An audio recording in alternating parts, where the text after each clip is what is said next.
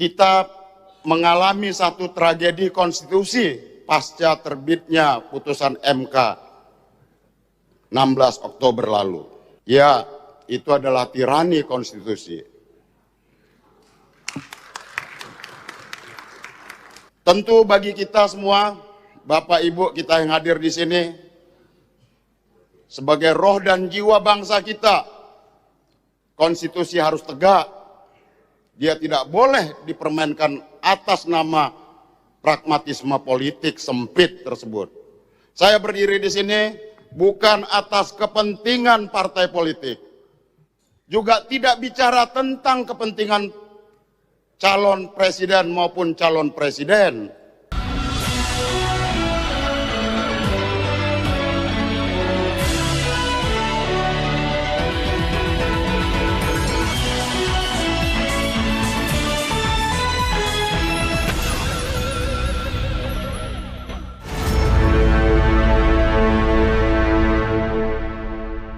Assalamualaikum warahmatullahi wabarakatuh. Saya Hizbun Arif dari Forum News Network.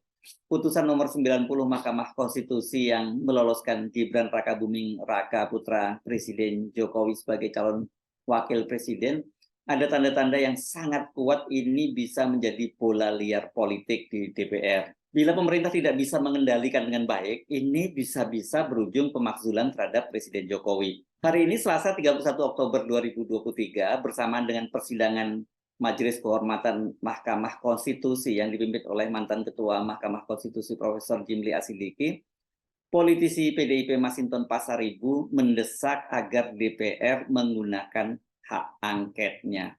Hak angket ini diperlukan untuk menyelidiki putusan Mahkamah Konstitusi tersebut. Apakah itu melanggar undang-undang atau tidak? Masinton menyampaikan itu ketika melakukan interupsi dalam sidang paripurna DPR RI ke-8 masa persidangan 3 tahun sidang 2023-2024. Sidang dipimpin oleh Ketua DPR RI Puan Maharani yang juga politisi PDIP. Ya, terima kasih pimpinan. Mohon izin saya berdiri. Assalamualaikum warahmatullahi wabarakatuh.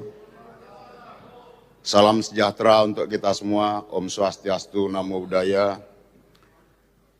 Pertama-tama saya menyampaikan salam solidaritas terhadap perjuangan rakyat Palestina dan solidaritas kemanusiaan.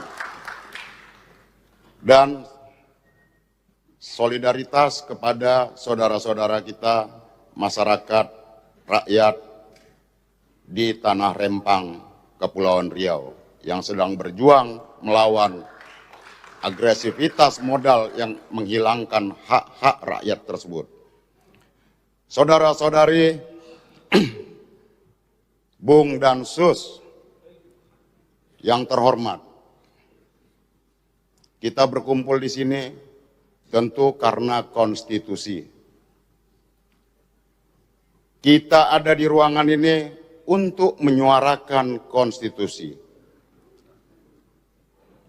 Mereka yang punya kewenangan dan jabatan diatur oleh konstitusi dan perundang-undangan.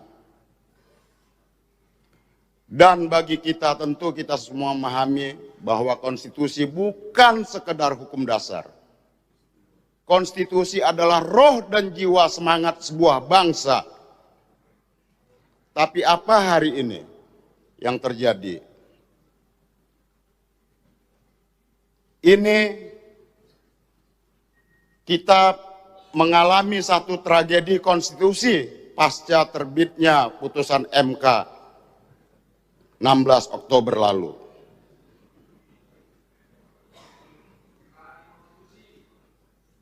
Ya, itu adalah tirani konstitusi.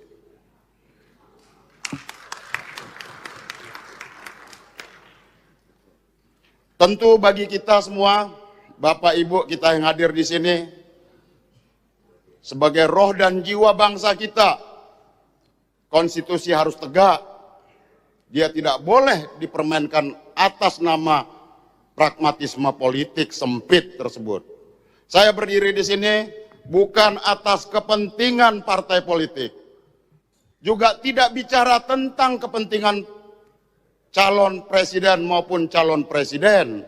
Saya tidak bicara tentang calon presiden saudara Anies dan saudara Muhaimin Iskandar. Saya tidak bicara tentang Pak Ganjar dan Prof Mahfud. Saya juga tidak bicara tentang Pak Prabowo beserta pasangannya.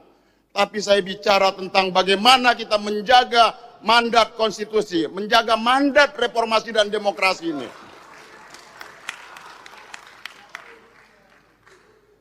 Ini kita berada dalam situasi yang ancaman terhadap konstitusi kita, Bapak Ibu. Reformasi 98 jelas memandatkan bagaimana konstitusi harus diamandemen Undang-Undang Dasar itu. Masa jabatan presiden harus dibatasi. Bagaimana kita mengeluarkan TAP MPR nomor 11 tahun 98 tentang penyelenggaraan negara yang bebas dari KKN, kolusi, korupsi, dan nepotisme. Dan kemudian berbagai produk undang-undang turunannya. Tapi apa yang kita lihat? Putusan MK bukan lagi berdasar dan berlandas atas kepentingan konstitusi. Putusan MK itu lebih pada putusan kaum tirani, saudara-saudara. Maka kita harus mengajak secara sadar dan kita harus sadarkan bahwa konstitusi kita sedang diinjak-injak. Kita harus menggunakan hak konstitusional yang dimiliki oleh lembaga DPR. Saya, Pak Ibu Ketua saya, Masinton Pasaribu, anggota DPR RI dari daerah pemilihan DKI Jakarta.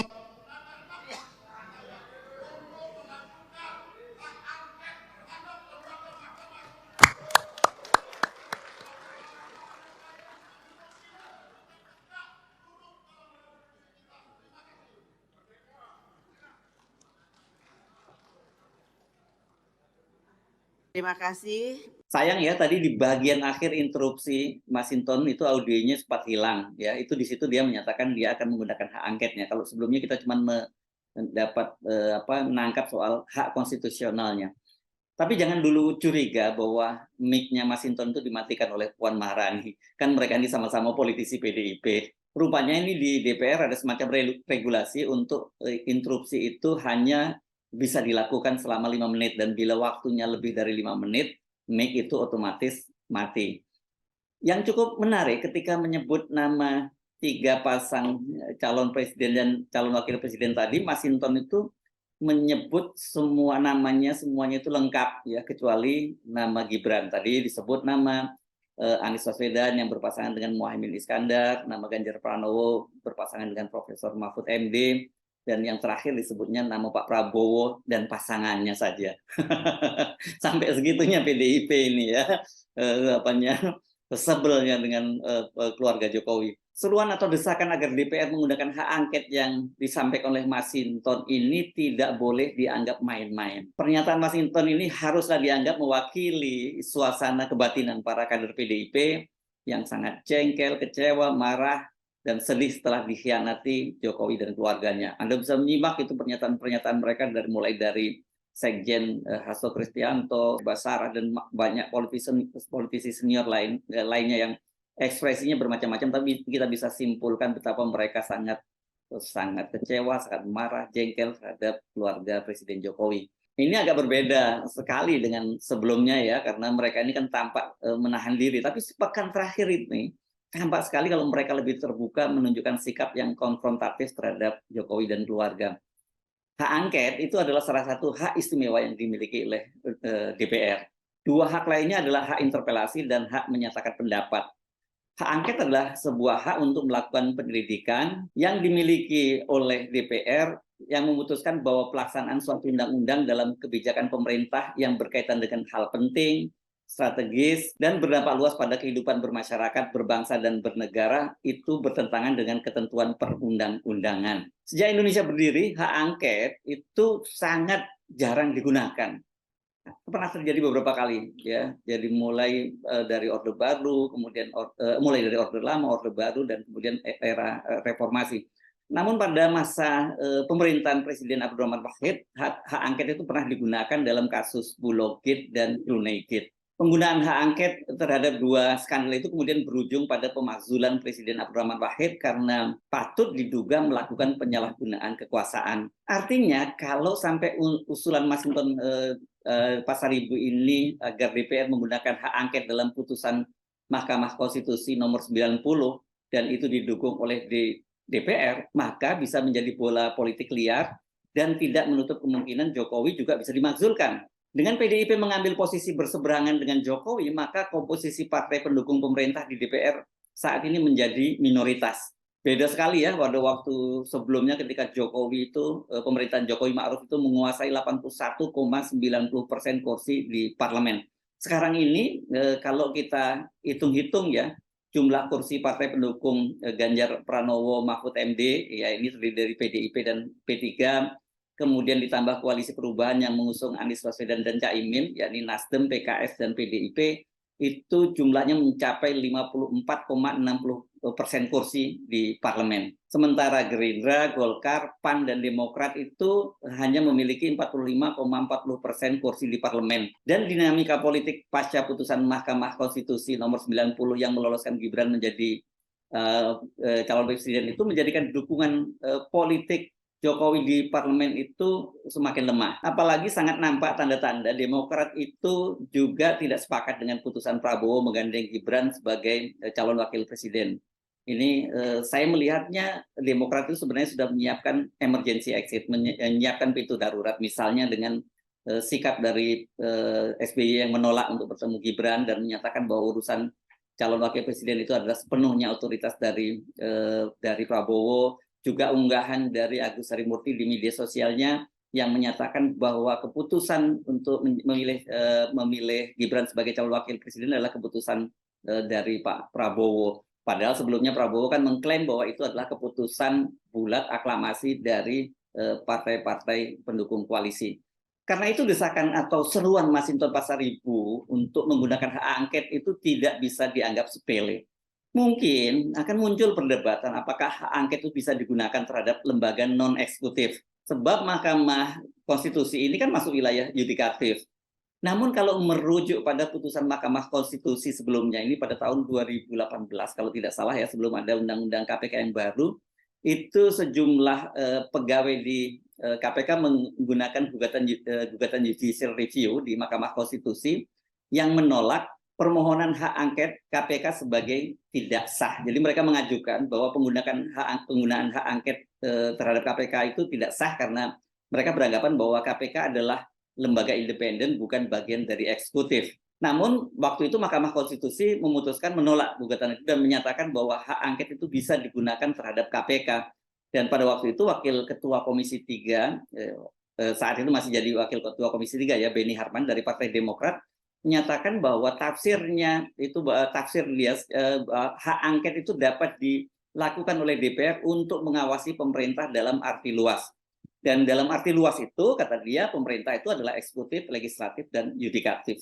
Lepas dari perdebatan batasan soal pemerintah dalam arti sempit atau arti luas, saya kira kalau kasus putusan Mahkamah Konstitusi nomor 90 ini sudah bergulir menjadi hak angket di DPR, maka itu dipastikan akan menjadi bola liar karena ini sudah masuk wilayah politik. So, saya kira pemerintah mesti bersiap-siap saja. Saya Herzbunu Arif dari Forum News Network. Sampai jumpa lagi. Wassalamualaikum warahmatullahi wabarakatuh.